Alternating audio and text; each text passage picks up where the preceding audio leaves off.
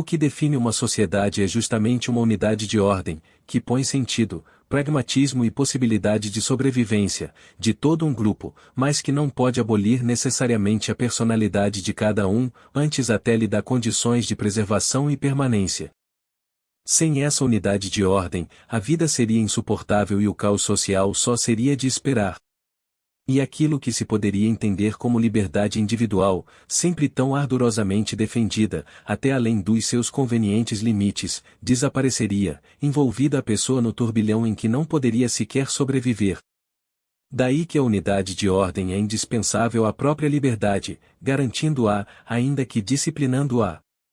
Disciplinado, em que sentido? No de união, conjugação, cooperação de esforços e de sacrifícios para o bem comum. Sem esse princípio, a liberdade seria licenciosidade, a pessoa passando a ser uma vítima da solidão que essa própria liberdade então imporia, pois que viver em sociedade é, essencialmente, conviver, com equivale a junto, e conviver significa viver junto. Essa disciplina social precisa ser ensinada e reestruturada em cada criminoso. O seu crime nada mais é do que um ato, afinal, de indisciplina. É mister que o ensino do respeito e da integração dessa disciplina social seja ministrado subjetiva e objetivamente ao delinquente.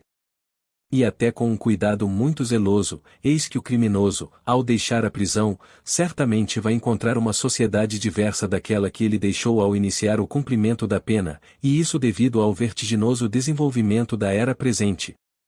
Desta forma, acompanhando esse desenvolvimento, é indispensável que o regime penitenciário coloque com o devido cuidado e com a necessária sapiência um sistema disciplinar que prepare o delinquente a compreender que, sem aquelas limitações indispensáveis para a manutenção desse regime de convivência, sem essa obrigatória disciplina, ao voltar ao convívio social, este lhe imporá, como resultante da sua própria essência, aquelas e até novas limitações.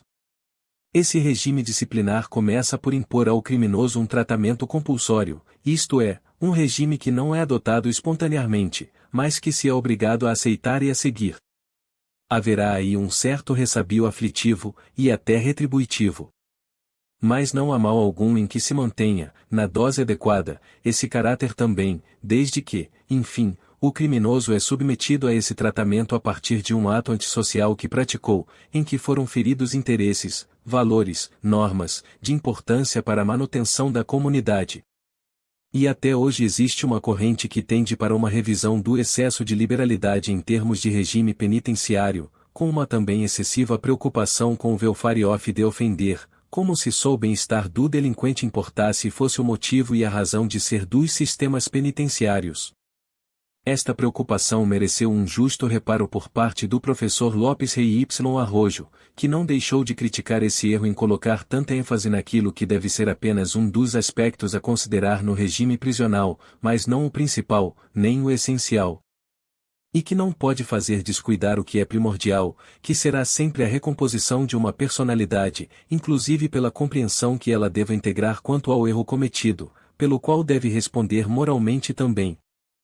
E então, neste neoecletismo penal que deve prevalecer nas modernas perspectivas da criminologia, não se pode descartar uma retomada de posição quanto a estas implicações éticas do tratamento penitenciário, no qual se deve menosprezar o campo moral do problema, em termos de tratamento.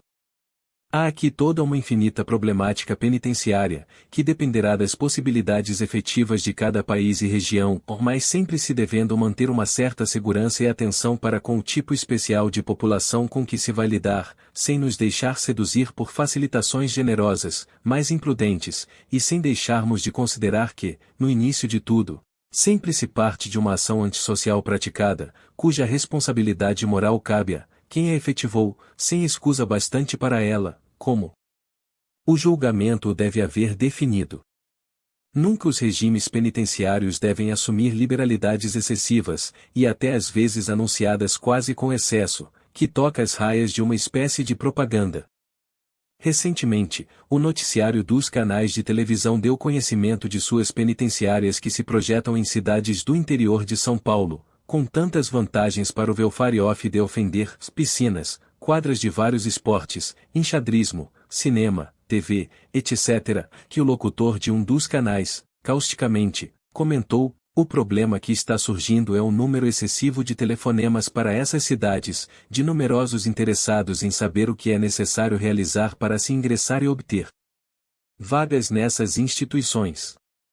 A justiça, que hoje vê bem e julga melhor, deve cercar-se de serenidade, competência e profundo conhecimento, para saber o que deve ser feito de melhor, mas sempre com a extrema seriedade, que a superioridade da sua posição de suprema sabedoria e equanimidade deve saber atender e impor.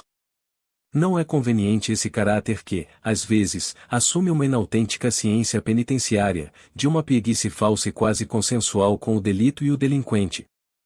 O tratamento deve visar o reforço da intimidade anímica do criminoso, robustecendo caracteres, e não alagando os autores de condutas que já foram agressivas para a sociedade, e que se necessita evitar que reincidam na cedência da vontade. E, para tanto, use-se a compreensão, o auxílio, a filantropia, o real interesse em tudo fazer para recuperar o criminoso, mas não se desvirtue a rota a seguir por falsas imagens que se afastem da realidade crua da disciplina social e de suas correspondentes responsabilidade. O tratamento deveria buscar a reeducação, correção do caminho a seguir.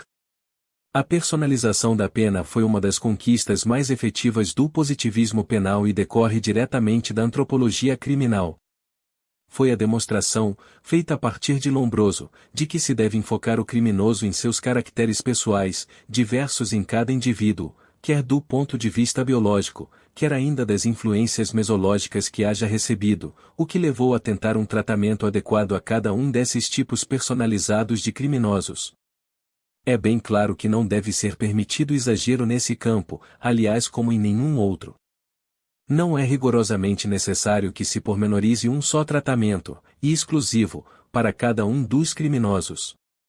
De fato, ainda como para os doentes, a terapêutica dispõe de meios que abrangem grupos humanos com caracteres afins.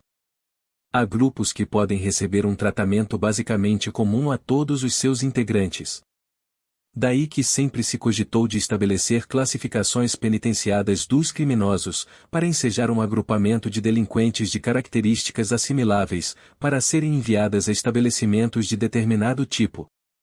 Na prática, é admissível, porque necessário, que se façam estes grupos de tipos afins.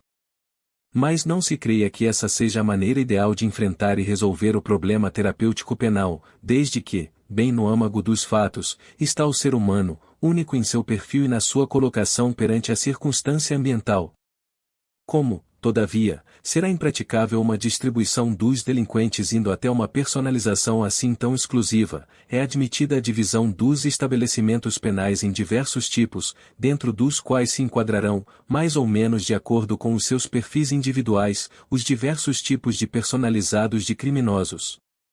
Mas não se deixe de dizer que, feita a triagem de acordo com as várias possibilidades que se ofereçam à administração penitenciária, e enviados os criminosos para os vários tipos de estabelecimentos mais adequados às suas características pessoais, em cada um desses estabelecimentos poder-se-á, e se deverá, ir mais longe na personalização, a partir dos grandes grupos considerados. De um ponto de vista ético, todavia, não deve se afastar esse tratamento e deve ele dar ao criminoso, sem que assim ele se sinta deprimido, ou deformado, ou mesmo sensibilizado, a noção da necessidade da sua recuperação moral, desde que o ponto de partida da sua ação agressiva contra a sociedade se reconheceu sempre no animus que pôs ao serviço da mentalidade criminosa de que se deixou assenhorear o seu espírito. Tudo mais que se possa fazer do ponto de vista médico, psicológico, pedagógico em um enfoque holístico, enfim, ressocializante, deve-se apoiar na base de uma sólida, tão sólida quanto possível, reconstrução ética da sua personalidade.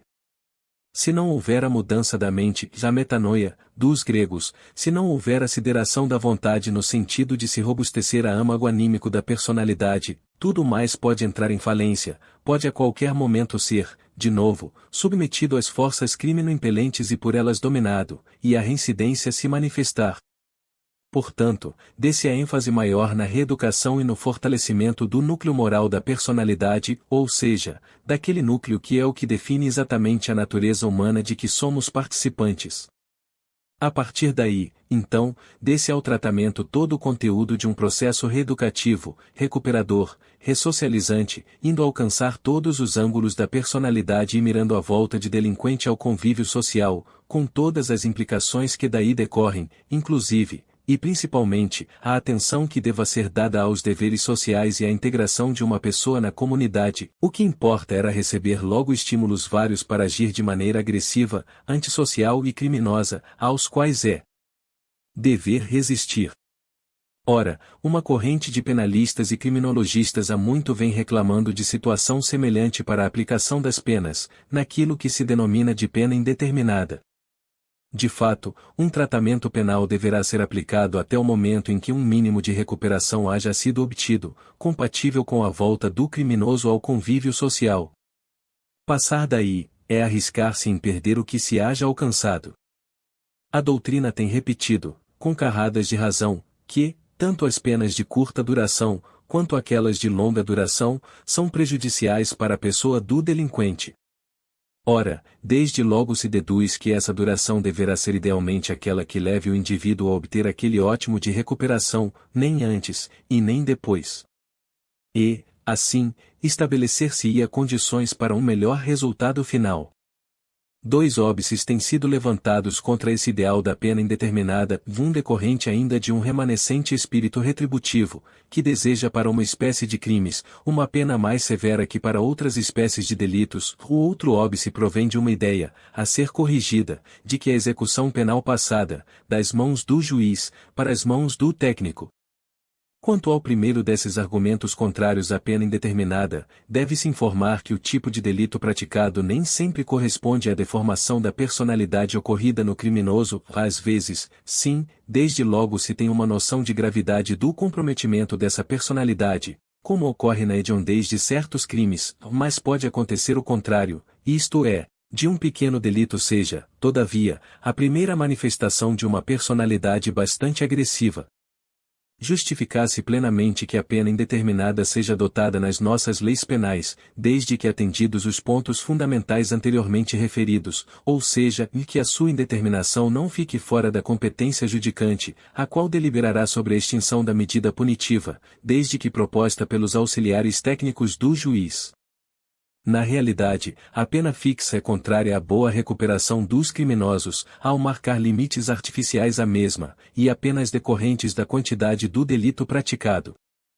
E deixando de lado a personalidade do réu, e sua capacidade de recuperação ético-social, mesmo quando esteja em vigência o artigo 42 do Código Penal, até hoje não atendido adequadamente quanto aos antecedentes e à personalidade do agente, à intensidade do dolo ou grau da culpa, aos motivos, às circunstâncias e consequências do crime.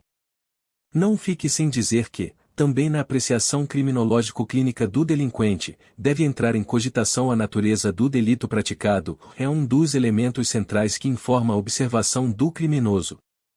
Mesmo que fossem aceitos e praticados estes preceitos, sempre caberá plenamente a manutenção da liberdade condicional, para os que hajam estado segregados do convívio social. E isto porque ela representa, nos dizeres de Flamínio Fávero, a convalescença penal, isto é, aquele período de prova em que se verifica se o delinquente já se encontra efetivamente em condições de conviver em sociedade de maneira sintônica, e não agressiva. O neoecletismo penal pretende dar todo o valor, que é inconstante, à evolução da criminologia clínica e na investigação científica das causas da criminalidade, até onde elas possam ser rastreadas e reconhecidas.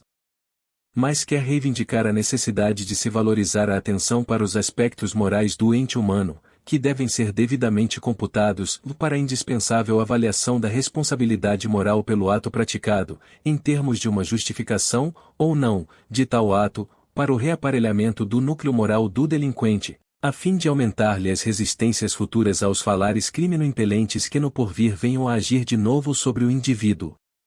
Deixar de dar, entretanto, toda a ênfase que merece este núcleo moral do ser humano é incidir num erro fundamental, visto que a explicação científica da gênese do delito não afasta a necessidade de se enfocar este outro aspecto da questão, que, no homem, é primordial. A forma de atender às necessidades morais da criatura humana tem sido apanágio do ensino religioso, e este ensino tem sido facultado nas instituições penitenciárias com ampla liberdade de crença. Ao lado dele, entretanto, complementando e abrindo a visão para campos mais amplos, deve-se dar toda a oportunidade à instrução moral e cívica, de largo horizonte, o que não exclui, como disse, a prática do culto religioso, mas que abrange inclusive os que não se declaram religiosos, ou tenham apenas parcas noções sobre as suas crenças.